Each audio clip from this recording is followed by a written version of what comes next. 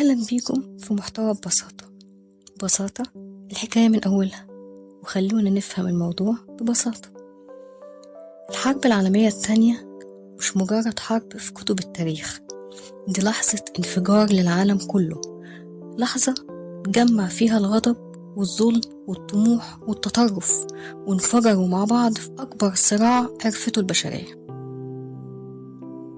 حرب شارك فيها أكتر من 100 مليون جندي، ومات فيها حوالي 70 مليون إنسان، وغيرت شكل العالم سياسيا واقتصاديا ونفسيا، وأثرها لسه عايشة معانا لحد النهاردة.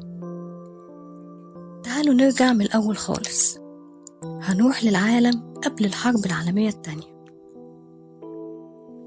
بعد ما الحرب العالمية الأولى انتهت سنة 1918، العالم ما دخلش في سلام حقيقي، لكن دخل في حالة اسمها سلام غاضب، لأن أوروبا وقتها كانت عبارة عن مدن مدمرة واقتصاد منهار، وعندها ملايين القتلى، والشعوب كانت خارجة من صدمة نفسية عنيفة. لكن أكتر دولة خرجت مكسورة فعلا كانت ألمانيا، وده كان بسبب معاهدة فرساي اللي حملت ألمانيا مسؤولية الحرب كاملة، وفرضت عليها تعويضات مالية ضخمة، وقلصت جيشها وجردتها من أراضيها، وجرحت كرامة شعبها. والنتيجة كانت إيه؟ كانت تضخم جنوني وبطالة وفقر وانهيار ثقة الناس في أي نظام سياسي.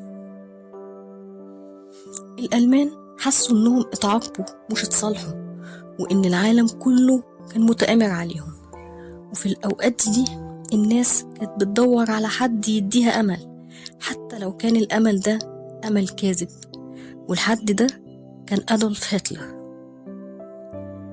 أدولف هتلر ما دخلش التاريخ كديكتاتور في الأول، لكن دخل كخطيب بيعرف يتكلم ويعرف يحول الغضب لكلام بسيط وسهل.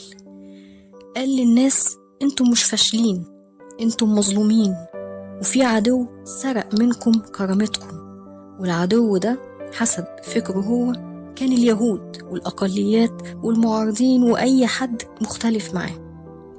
النازية قامت على قومية متطرفة وفكرة التفوق العرقي وكراهية الآخر. سنة 1933 هتلر وصل للحكم، وبسرعة لغى الأحزاب وسيطر على الإعلام، وحول الدولة لدولة بوليسية، وبدأ إعادة تسليح الجيش، رغم إن ده كان مخالف لمعاهدة فرساي. لكن العالم سكت وقالوا: نسترضيه يمكن يكتفي. لكن المتطرف عمره ما بيكتفي. سنة 1939 هتلر خد قراره الكبير إنه يغزو بولندا. الغزو كان سريع وعنيف باستخدام تكنيك جديد اسمه الحرب الخاطفة. بريطانيا وفرنسا فهموا إن السقوط خلاص انتهى، وأعلنوا الحرب على ألمانيا، ومن هنا بدأت الحرب العالمية التانية. العالم دخل حرب، بس لسه ما كانش فاهم إن اللي جاي هيبقى أضخم وأقسى بكتير. ألمانيا بدأت تجتاح أوروبا بسرعة مرعبة، بولندا وهولندا وبلجيكا وفرنسا، باريس وقعت وجيوش أوروبا انهارت. النازيين احتلوا مدن وفرضوا سيطرة ونشروا رعب، والناس بدأت تحس هي ألمانيا دي مش بتقهر. لكن في جزيرة صغيرة كده اسمها بريطانيا كان عندها الجواب، والجواب ده كان لأ، ألمانيا بتقهر. لكن عايزة أسأل سؤال: إمتى بقى الحرب العالمية بقت عالمية فعلا؟ بقت عالمية لما هتلر ارتكب أكبر غلطة في حياته، بأنه غدر بالاتحاد السوفيتي. هتلر سنة 1941 غزا روسيا، وكان فاكر إن الجيش كبير والنصر سريع، لكن الشتاء الروسي والمسافات المهولة ومقاومة الشعب حولوا الغزو ده لكابوس. الحرب بقت عالمية فعلا لما أمريكا دخلت الحرب، وده كان في نفس السنة اللي هتلر غزا فيها الاتحاد السوفيتي. اليابان حليفة ألمانيا هجمت القاعدة الأمريكية في بيرل هاربر في هاواي، فأمريكا دخلت الحرب، ومن اللحظة دي العالم كله بقى في ساحة حرب واحدة. وسط الحرب النازية نفذت أبشع جريمة في التاريخ الحديث.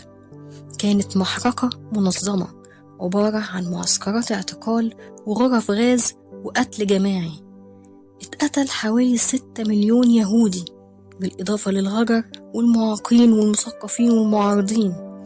المحرقة كانت جريمة ضد الإنسانية ارتكبتها دولة كاملة.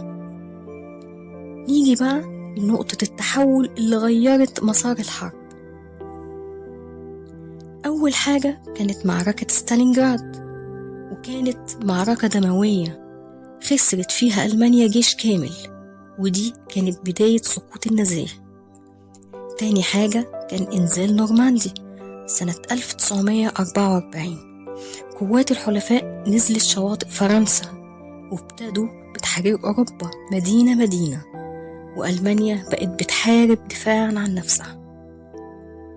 كده احنا جينا لنهاية الحرب. في أوروبا الجيش السوفيتي دخل برلين، وهتلر انتحر سنة 1945 وألمانيا استسلمت. في آسيا اليابان رفضت الاستسلام. في أمريكا استخدمت سلاح جديد مرعب وهو القنبلة الذرية، وألقت قنبلتين على مدينة هيروشيما ومدينة ناجازاكي، فاليابان ساعتها استسلمت وانتهت الحرب.